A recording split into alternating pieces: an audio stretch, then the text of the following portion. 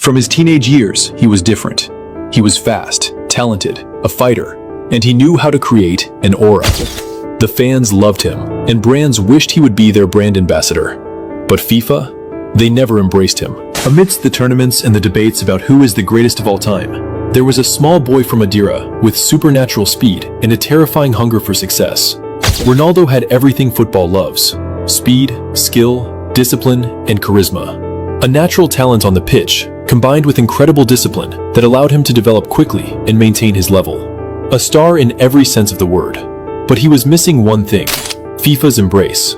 In 2003, he lost the Golden Boy Award to Van der Vaart, and in 2004, it went to Wayne Rooney. All of that was normal, but in 2005, Ronaldo exploded with Manchester United, scoring 9 goals, providing 9 assists, and delivering dazzling performances with Portugal in the World Cup qualifiers. Yet, the award went to Messi. Messi, who played only 9 matches with the first team, didn't score a single goal, didn't participate in domestic cups, and only shone in the U20 World Cup, a tournament Ronaldo didn't even participate in because he was already excelling at higher levels in Europe. The message was clear: awards don't always go to the most deserving. There are other factors, like how satisfied FIFA is with the player and personal taste. And back then, Ronaldo wasn't their taste. Do you know what distinguishes Ronaldo's mindset? He didn't care.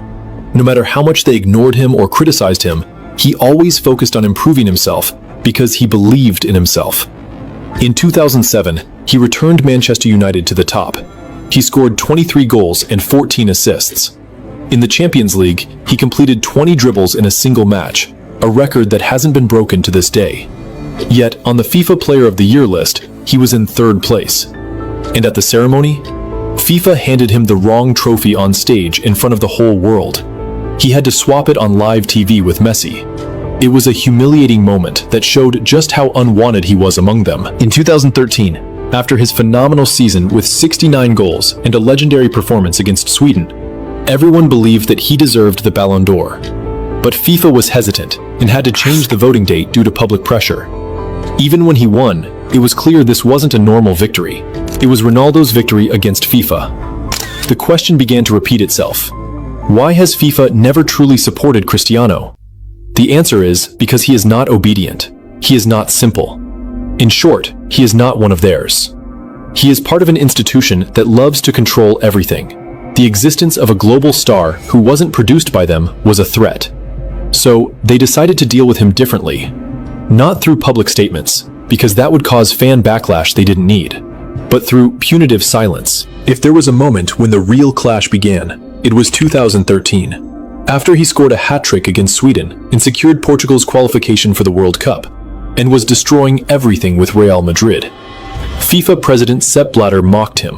When asked who was better, Messi or Ronaldo, he reversed the order, saying Messi is the good boy, while the other was more like a commander on the field. From that moment, Ronaldo stopped being polite. He stopped attending their events and stopped thanking them. When he did attend, it was strictly business. He understood that he could win titles and break records, but in FIFA's house, he would always be a guest. He wasn't submissive, he was a problem. And problems are faced with silence, not expulsion. Even when he was achieved massive milestones, there was no post, no 2018, Modric won the Ballon d'Or. Even though Ronaldo was the Champions League top scorer, scored a hat-trick against Spain in the World Cup, and scored 44 goals in 44 matches. But when he complained, he was accused of being ungrateful. And when he didn't like the voting system, they called him arrogant. What do you call a system that rewards everyone except the most successful player of his generation? Sometimes, the punishment is silence. In 2019, he was removed from the cover of the FIFA game in the middle of the season, replaced by Dybala and Neymar. They gave no official explanation for what happened. As usual, they practiced silence. And when Salah won the Puskas Award, even though his goal wasn't even the goal of the month, and despite us being very happy for him because of our shared heritage as Muslim, let me remind you that that was the same season Ronaldo scored the famous bicycle kick in the Champions League against Juventus. Any small action by Ronaldo turns into a scandal, but for others, it passes normally. The FIFA president mocks him on stage and then tells you there is no bias. FIFA is like any brand. They need a symbol, an ambassador, a face to sell their values and achieve their goals. They found that in Messi, the good boy. Quiet, simple, no political problems, a natural talent on the field. But off the field, he listens. But Ronaldo was always a rebel, loud voice. He didn't hide his ambition. He didn't need to be marketed. His name alone was enough. He built an empire on his own. Hotels, brands, perfumes, gym chains. He was independent and smart, and that's what scared them. He didn't ask for recognition. He spoke in numbers. And when those numbers are spoken, FIFA goes silent because he simply isn't theirs. He didn't account for their politics, nor did he soften his words. In an organization full of bureaucracy, Cristiano was a sweeping flood. When they couldn't tame him, they quietly and systematically silenced him. The equation is simple. Silence equals a lack of support. Cristiano didn't ask for applause. He wanted justice. Titles in the English, Spanish, Italian, and Saudi leagues. Champions League top scorer. European champion. And when he became the top scorer in the history of international football, no statement.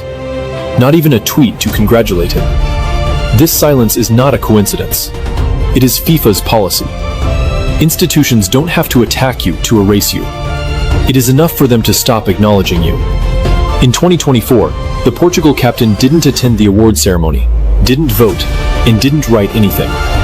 When journalists asked FIFA, they stayed silent as usual. Over time, they tried to erase him from history. But what actually happened is they removed themselves from his history.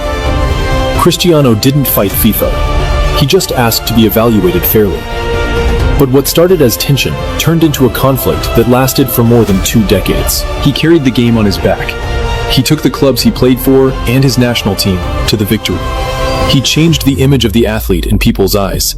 He made football speak many languages and enter homes that didn't know the sport. But FIFA chose politics over merit, the image over the substance. He achieved everything a football player could dream of. 5 Ballon d'Ors, complete dominance on the Champions League, with 140 goals, and the top goal scorer in football history, with 938 goals. And who knows, he might go even further. 66 hat-tricks, 138 goals with the national team. He scored more than 50 goals in 6 consecutive seasons in the La Liga from 2010 to 2016. Something no player, not even Messi, achieved during their rivalry in Spain. He won every collective and individual title with 2 different clubs, something Messi only did with Barcelona. The real battle wasn't between Messi and Ronaldo, because no one can deny that Messi is supernatural. But the battle was between a man who built his glory himself and an institution that never forgave him for not depending on them. After all, institutions can control the awards, but Ronaldo is the one who wrote the history, whether they liked it or not.